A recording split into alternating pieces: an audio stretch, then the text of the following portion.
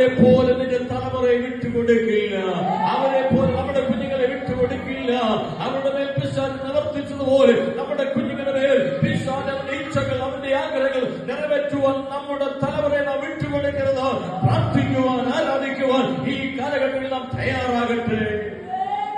ഏത് പ്രതികൂലത്തെയും അവയെ അവഗണിച്ചുകൊണ്ട് അവയെ ഭയപ്പെടാതെ നമ്മുടെ തലമുറകൾക്ക് വേണ്ടി ദൈവത്തിന് ഇടിവിന്നത് കരയുവാൻ തയ്യാറായ അവർ നാം നിലവിളിക്കുന്നത് പോലെ, അവർ കരയുന്നത് പോലെ, അവരുടെ കുടുംബങ്ങൾ അനാഥമായി പോയതുപോലെ നമ്മുടെ കുടുംബങ്ങൾ അനാഥമായി തീരുവാൻ ദൈവം അനുവദിക്കില്ല. നമ്മുടെ കുഞ്ഞുങ്ങളുടെ മേലുള്ള ദൈവിക വെളിപ്പാടുകൾ, അവരെ കുറിച്ചുള്ള നിർണയങ്ങൾ, അവരെ കുറിച്ചുള്ള ദൈവത്തിന്റെ പദ്ധതികൾ തിരിച്ചറിയുന്ന മാതാപിതാക്കളെ അവർക്ക് വേണ്ടി പ്രാർത്ഥിപ്പാൻ ഈ കാലഘട്ടങ്ങളിൽ നാം തയ്യാറാകട്ടെ. എവിടെ കരുണ, എവിടെ ദയ, എവിടെ വാത്സല്യം? ഹല്ലേലൂയ.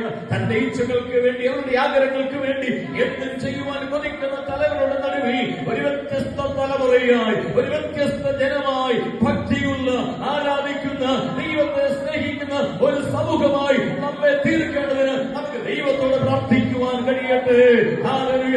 അതുപോലെ നിന്റെ നിയമങ്ങൾ ശക്തമായ നിയമമാണെങ്കിലും ഇത് ദൈവത്താൽ വേർതിരിക്കപ്പെട്ടവനാണ്, ദൈവത്താൽ നിയോഗിക്കപ്പെട്ടവനാണ്, ദൈവത്താൽ അഭിഷേകം പ്രാപിച്ചവരാണ്. ഇവന്റെ മേൽ നിന്റെ നിയമങ്ങൾക്കോ നിന്റെ ശക്തികൾക്കോ ഹല്ലേലൂയ അവരെ തൊടുവാൻ സാധ്യമല്ല എന്ന് വാഗ്ദാനം ദൈവാത്മാവിനാൽ ദൈവസഭയുടെ ദൂതോർപ്പിക്കുക. നിന്റെ നേരെ വെല്ലുവിളിക്കുന്ന ലോകത്തിന്റെ നിയമങ്ങളാകട്ടെ, നിന്റെ നേരെ വെല്ലുവിളിക്കുന്ന പൈശാചികമായ ആധിപത്യങ്ങളാകട്ടെ, നിന്നെയാകട്ടെ, നിന്റെ തലമുറയാകട്ടെ,